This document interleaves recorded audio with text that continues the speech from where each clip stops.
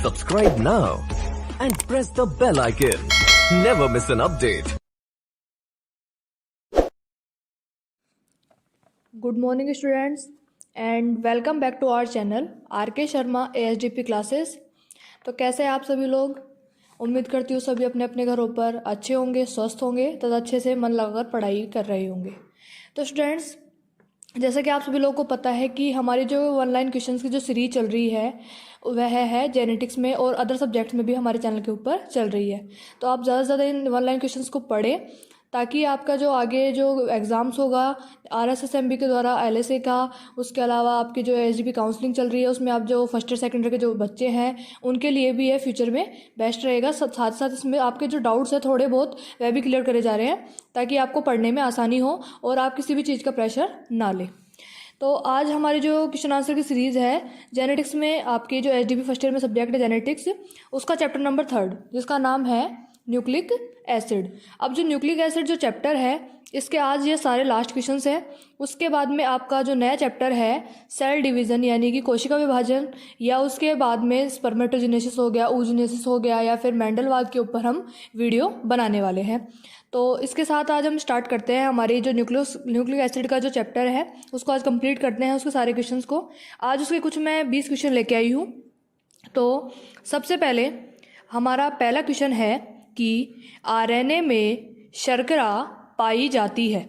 RNA में शर्करा पाई जाती है तो हमें पता है कि RNA में कौन सी शर्करा पाई जाती है, राइबोज।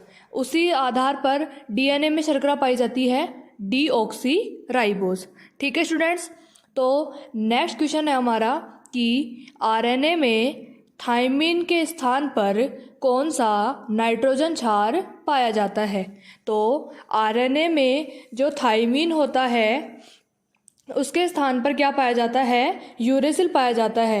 यानी कि जो नाइट्रोजन बेस जो DNA के अंदर पाए जाते हैं उसमें RNA में एक जो नाइट्रोजन बेस होता है वह बदल जाता है, उसमें जो थायमिन होता है उसके स्थान पर यूरेसिल आ जाता है। इसी से इसकी जो नाइट्रोजन क्षार की जो कंटिन्यूटी होती है वह चेंज हो जाती है और यह अंतर भी DNA व RNA में पाया जाता है, किसका, नाइट्रोजन क्षार का।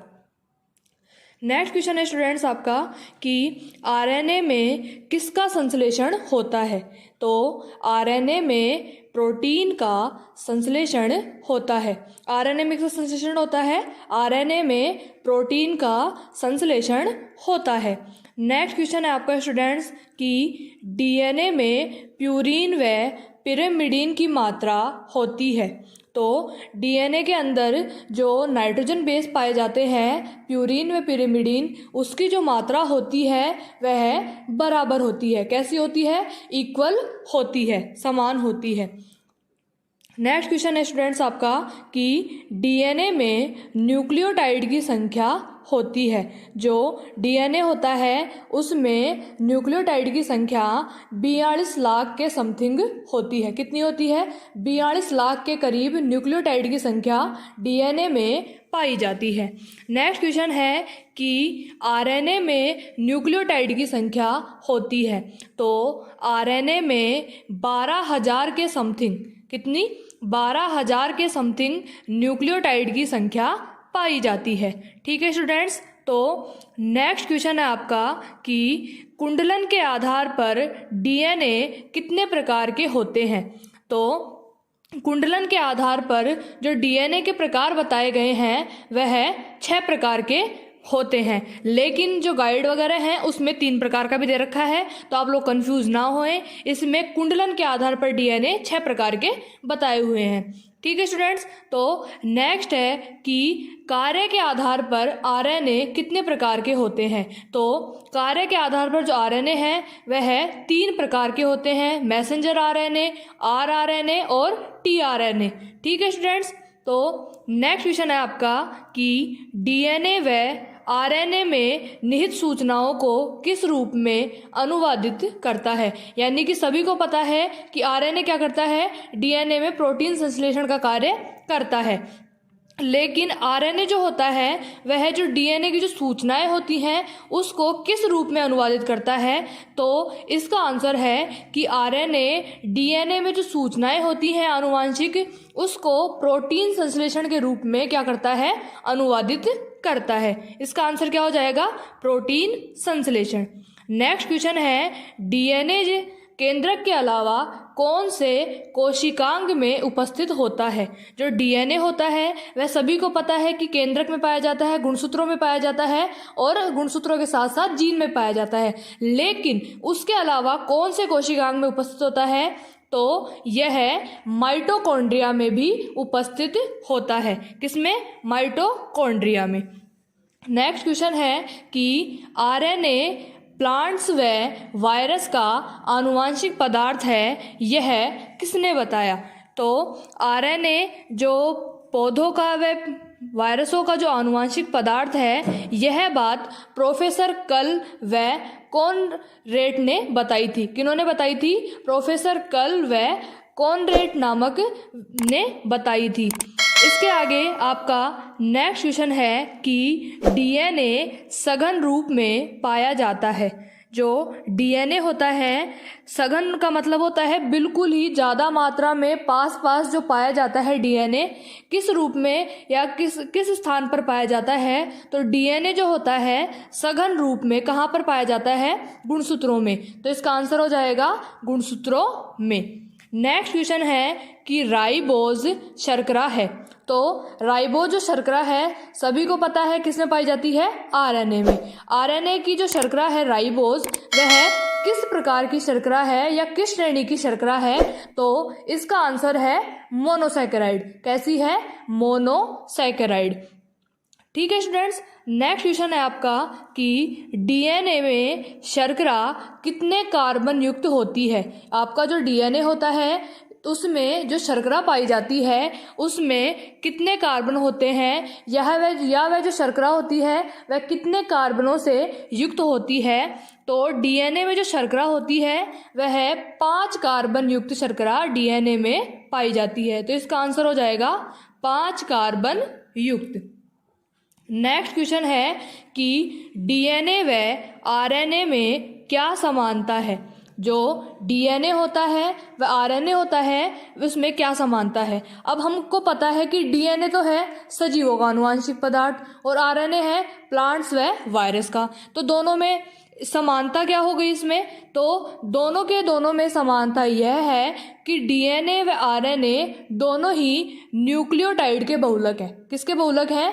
न्यूक्लियोटाइड के बहुलक है। अब न्यूक्लियोटाइड क्या होते हैं और न्यूक्लियोसाइड क्या होते हैं, इसके बारे में भी आगे हम बताएंगे आपको। तो इसका आंसर क्या हो जाएगा? डीएनए व आरएनए में समानता न्यूक्लियोटाइड के बहुलकों की है। ठीक है स्टूडेंट्स, नेक्स्ट क्वेश्चन है कि आरएनए व डीएनए में क्या विभिन्नता होती है?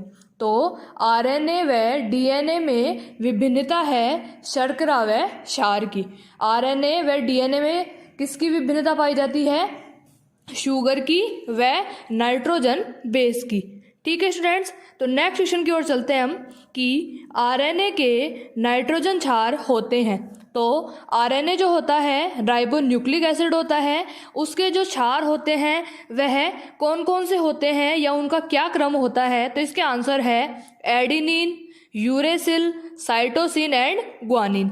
हमें पता है कि अब ऊपर वाला क्वेश्चन था उसमें क्या था? शर्करा व क्षार की क्या होती है? विभिन्नता होती है। तो इसमें जैसे कि डीएनए होता है उसमें क्या होता है? एडिनिन होता है, थाइमिन होता है, साइटोसिन होता है और ग्वानिन होता है। लेकिन इसके अंदर क्या क्या पाए जाते हैं आरएनए में? नाइट्रोजन क्षार, एडिनिन हो गया, यूरेसिल हो गया और साइटोसिन एंड ग्वानिन। क्योंकि इसमें जो डीएनए में जो थाइमिन होता है उसमें आरएनए के अंदर थाइमिन के स्थान पर कौन आ जाता है? यूरेसिल आ जाता है। नेक्स्ट क्वेश्चन है कि डीएनए किसका बहुलक है? तो हम सभी को पता है कि डीएनए किसका बहुलक है? डीएनए जो है न्यूक्लियोटाइड का बहुलक है। किसका बहुलक है? डीएनए न्यूक्लियोटाइड का बहुलक है। नेक्स्ट क्वेश्चन है हमारा कि न्यूक्लियोसाइड क्या होते हैं? नेक्स्ट क्वेश्चन है न्यूक्लियोसाइड क्या होते हैं? तो इसको हम कह सकते हैं कि नाइट्रोजनीय क्षार, पेंटोज शुगर यह मिलकर किसका निर्माण करते हैं? न्यूक्लियोसाइड का। यानी कि जिसमें दो चीज़ें उपस्थित होती हैं वह तो हो गए न्यूक्लियोसाइड। फिर उसके बाद आता है आपका न्यूक्लियोटाइड। तो न्यूक्लियोटाइड में क्या क्या होता है? तो न्यूक्लियोटाइड में नाइट्रोजन बेस भी होता है, पेंटोस शुगर भी होती है, लेकिन एक तीसरी चीज़ ऐड हो जाती है, उसका नाम होता है फास्फोरिक एसिड या फास्फोरिक अम्ल। तो दो जो चीज़ें युक्त होगा वो होगा न्यूक्लियोसाइड, और जिसमें तीन चीज़ें हो जाती हैं वह हो जाएगा न्यूक्लियोटाइड। तो न्यूक्लियोसाइड तो हो जाएगा आपका नाइट्रोजन ये क्षार और पेंटोस शुगर। क्या बनाएंगे? न्यूक्लियोसाइड बनाएंगे। उसी के आधार पर नाइट्रोजन क्षार, पेंटोस शुगर, उसी के साथ अगर फास्फोरिक एसिड अगर उसमें ऐड हो जाता है तो उससे किसका निर्माण हो जाएगा? न्यूक्लियोटाइड का। ठीक है स्टूडेंट्स, नाम के अंत में जो स्पेलिंग आ रही है उसे समझ में आ रहा है। साइड का मतलब तो दो और टाइड का मतलब तीन चीजें उपस्थित होती हैं। इसी के साथ स्टूडेंट्स हमारी जो क्वेश्चन आंसर की जो आज की सीरीज थी वह कंप्लीट होती है जेनेटिक्स के 3rd चैप्टर जिसका नाम है न्यूक्लिक एसिड यानी कि नाभिकीय अम्ल। तो स्टूडेंट्स आपको हमारी वीडियोस कैसी लग रही हैं उन्हें लाइक करें, शेयर करें, सब्सक्राइब करें, साथ साथ बेल आइकन को प्रेस करें ताकि आपको टाइम टाइम पे वीडियो के जो नोटिफिकेशन है मिलते रहें और हमें मोटिवेशन मिलता रहे ताकि हम कंटिन्यूसली आपके लिए वीडियोस और साथ ही साथ जो स्टडी मटेरियल है वह आपको उपलब्ध करवा सकें। Thank you students.